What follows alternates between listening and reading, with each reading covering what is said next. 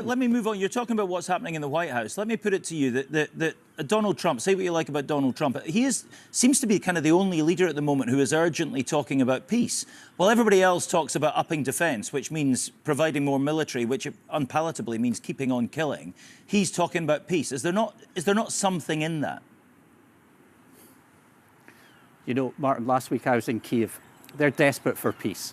They're getting bombed day and daily by an aggressive Russia, civilian infrastructures being targeted. But how do you get peace when you're rewarding aggression? We know that if you're rewarding aggression to bite off chunks of Ukrainian territory, you don't get peace for long.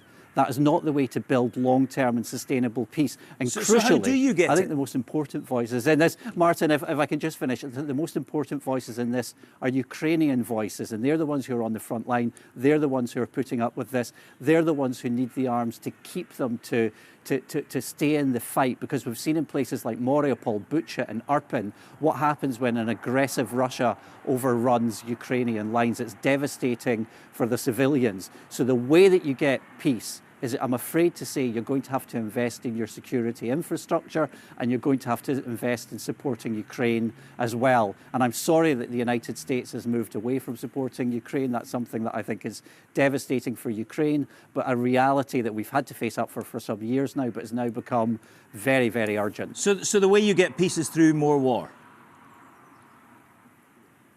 Martin, the way you get peace with Russia, if you're trying to negotiate with Russia, Ukraine must be able to do so from a position of strength. That's been the position of President Zelensky, if we listen to him. It's also I was in the Ukrainian parliament speaking to opposition politicians. It's this year, it's a cross-party support for this effort at the moment.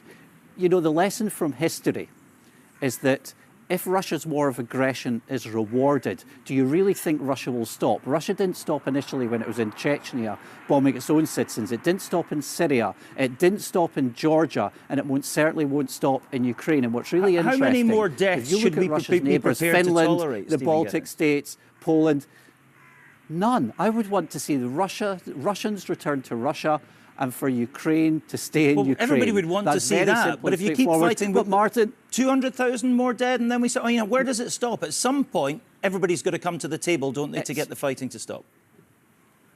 It's horrible and it's horrendous, but this is where we need to take some leadership from the Ukrainians. And incidentally, Martin, if you look at the countries who have been furthest ahead in this, you know, Baltic states, the Nordics, Poland, Finland, these are the countries that within living memory have suffered as a result of Kremlin policies. And these are the ones who are taking a leading role in terms of their security, and also, incidentally, the security of Ukraine as well. So I think it's a really simple thing to say, yep, peace right now, but that's not what the Ukrainians are calling for, because they know what a Russian peace can often look like for their own citizens.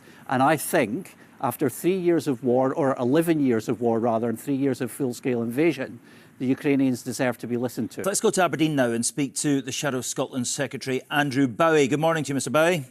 Morning, Martin. I believe we'd had some problems getting hold of you this morning, or getting you set up technologically, so thank you very much indeed for bearing with us and helping us speak to you. Look, what do you make of the way Keir Starmer's handling all this? How much money should we be spending on defence?